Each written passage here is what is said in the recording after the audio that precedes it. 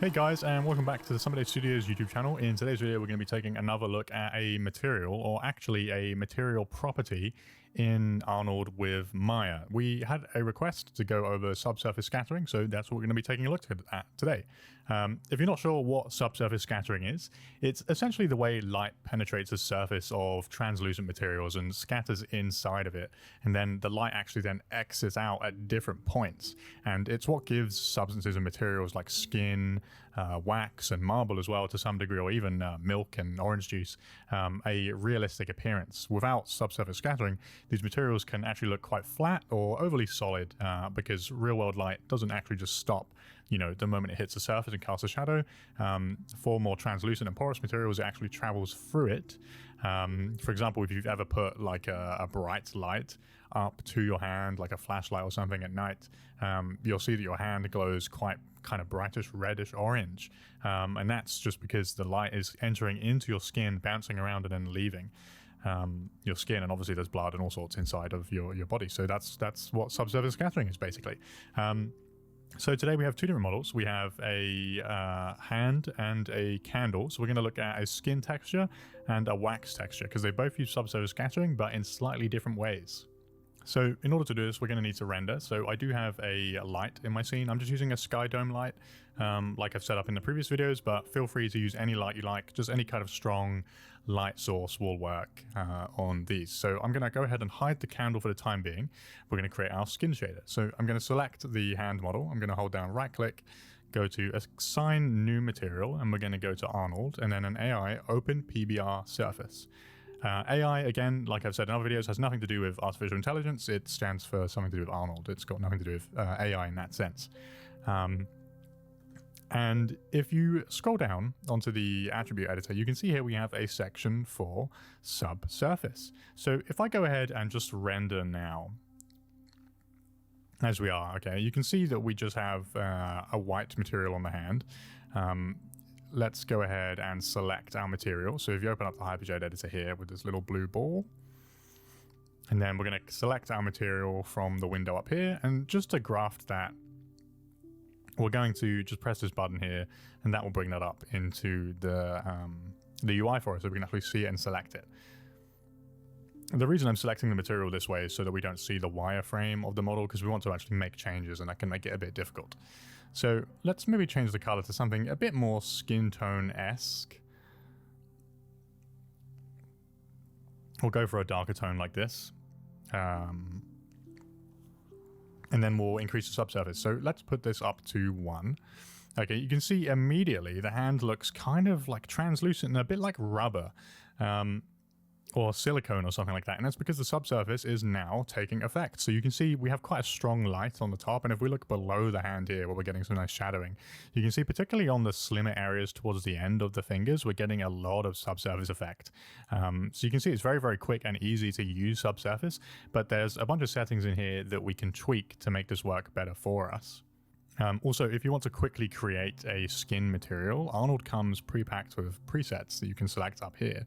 And one of those is in fact skin. So if I was to click presets, come to skin, just mouse over that and go to replace, you can see it's going to replace this entirely with a skin material, which behaves a little bit more accurately how you would expect skin to look. So it's kind of like a pale skin on the top, but then when you look underneath, you can see that we're getting that kind of red effect, that red glow we were talking about earlier. If you were to shine a torch on your hand at night, or even just look at your hand in bright sunlight, this is kind of how it would look.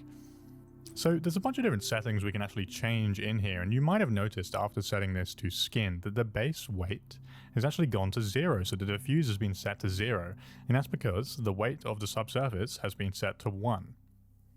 So let's quickly go through these sliders. So the weight adjusts how much subsurface scattering there actually is. When we set this to 1, like we have it now, the material is essentially all subsurface, so there's no diffuse. And if we were to set this to 0, you can see now the hand is black because we don't have any base color. If we were to turn that up to 1, we'd get the base color back.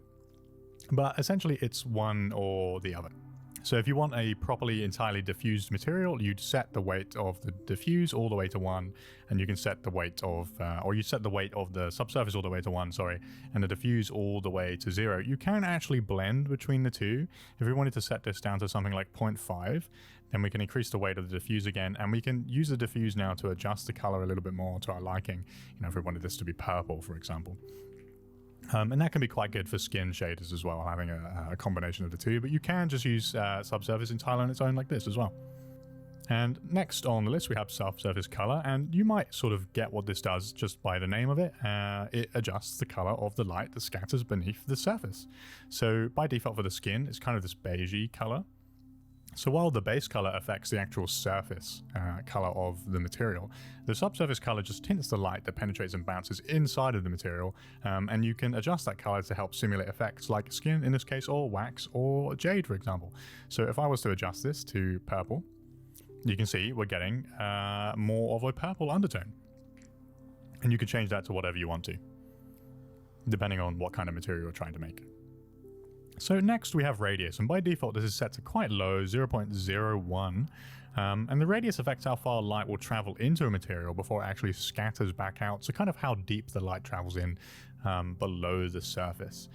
Settings that, if you were to set this to a higher number, we're generally going to have a more blurry, translucent look to it. So if I was to set this to 1, you can see now this looks a lot more like wax because the light is going in much, much further. But by the default 0.01, it's a bit more like skin because it's not traveling in as far. So you can adjust this setting here, again, depending on what type of material you're trying to make. So the radius scale is a bit more complicated. It is an RGB, so you can make this purple or any other color really that you want to do, but it's a little bit more complicated than it looks at first. Essentially, the radius scale is, it controls how far the subsurface of, or how deep red, green, and blue light scatters underneath the surface. The red color generally scatters the most and blue the least, and adjusting the value here, this RGB value, can help create another, again, realistic material. So depending on the color that you set here, it will determine how far those different lights amounts from red, green, and blue penetrate into the material. And lastly, we come to Scatter Anisotropy. I think that's how you say that. Lots of people pronounce that differently, but that's just how I do it. Essentially, what this allows you to do is control the way the light travels under the surface. So a value of 0 that we have right now, light spreads rather evenly. But if we were to make this more of a positive value, you can see now this looks a lot more extreme, and setting this up to a positive value makes the light sort of travel forward. If we were to set this to negative, it makes light travel a bit more backwards. So you can see just how that affects the material there. But a value of 0 generally is going to be somewhat reasonable for skin, at least. So yeah, you can play around with these different sliders to create different effects. Again, you have the presets. The presets are good just to get you started, but generally you don't want to leave that there. You can make adjustments on top of that as well. So now that we've done a hand, let's go ahead and do a candle. We'll apply a new material here. Another AI Open PBR surface.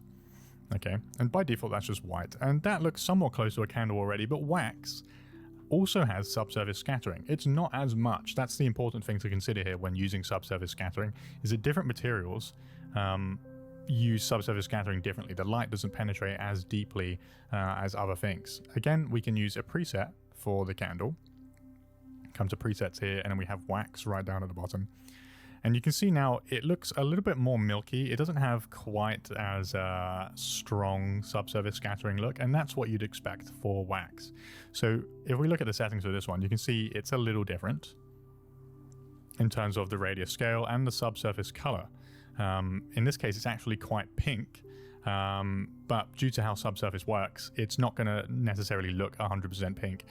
It kind of just looks a bit more like white wax, with some pink hues in places.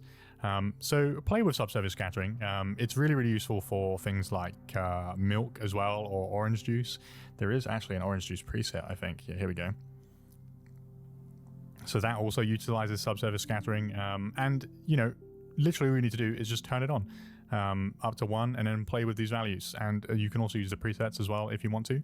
And I think if you're going to do anything that requires subsurface scattering, like plants, juices, milk, skin, definitely turn it on, because it will just like make it look so much more realistic, unless you're going for some kind of stylized look that doesn't necessarily need subsurface. But it will definitely help add to the realism, right?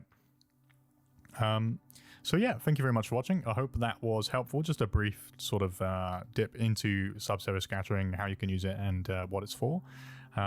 Let me know if you'd like to see more material videos like this. I know a lot of people are quite intimidated by the Hypershade editor and material nodes in Arnold and other renderers in general.